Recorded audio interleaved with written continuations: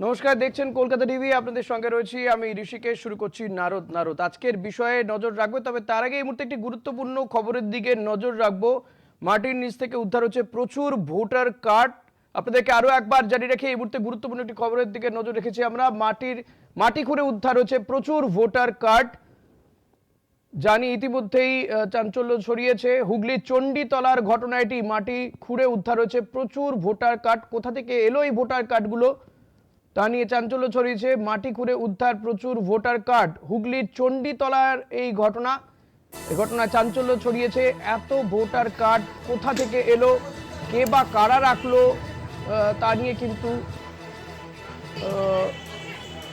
চাঞ্চল্য ছড়িয়েছে এলাকায়। প্রশ্ন উঠছে এই ভোটার কার্ডগুলো কোথা থেকে এলো।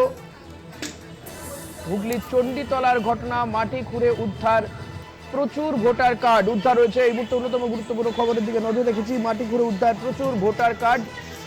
হুগলির চণ্ডীতলার ঘটনা এটি। মাটি খুঁড়ে উদ্ধার প্রচুর ভোটার কার্ড।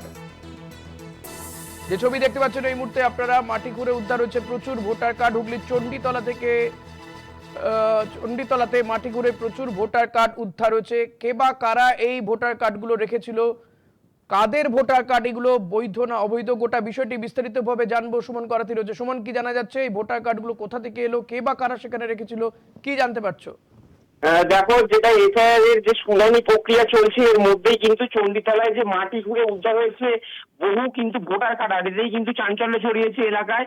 যেটা জানা গেছে যে চণ্ডীতলার 2 নম্বর ব্লক বিডিও অফিসের পেছনের জমি থেকে মাটি খুঁড়ে কিন্তু বেরিয়ে এসেছে এই ভোটার কার্ডগুলো, যেটা কিন্তু দেখার পরেই কিন্তু ঘটনায় ব্যাপক চাঞ্চল্য ছড়িয়েছে।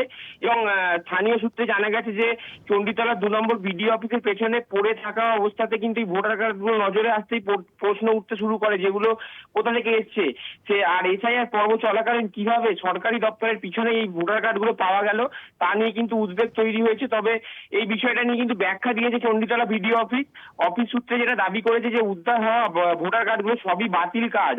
চণ্ডীতলা 2 নম্বর পঞ্চায়েত সমিতির জনস্বাস্থ্য দপ্তরের কর্মাধ্যক্ষ প্রবীণ ঘোষ কিন্তু এই বিষয়ে বলেছেন যে বিডিও অফিসের পেছনের দিকে যে এপিক কার্ডগুলো পাওয়া গেছে সেগুলো সব বাতিল। যারা মৃত ভোটার অথবা যাদের ডিজিটাল ভোটার কার্ড হয়ে গেছে তারা পুরনো এই ভোটার কার্ডগুলো জমা দিয়ে গেছিল, আর নিয়ম অনুযায়ী এই কার্ডগুলো আমরা মাটির তলায় পুঁতে দিয়েছিলাম।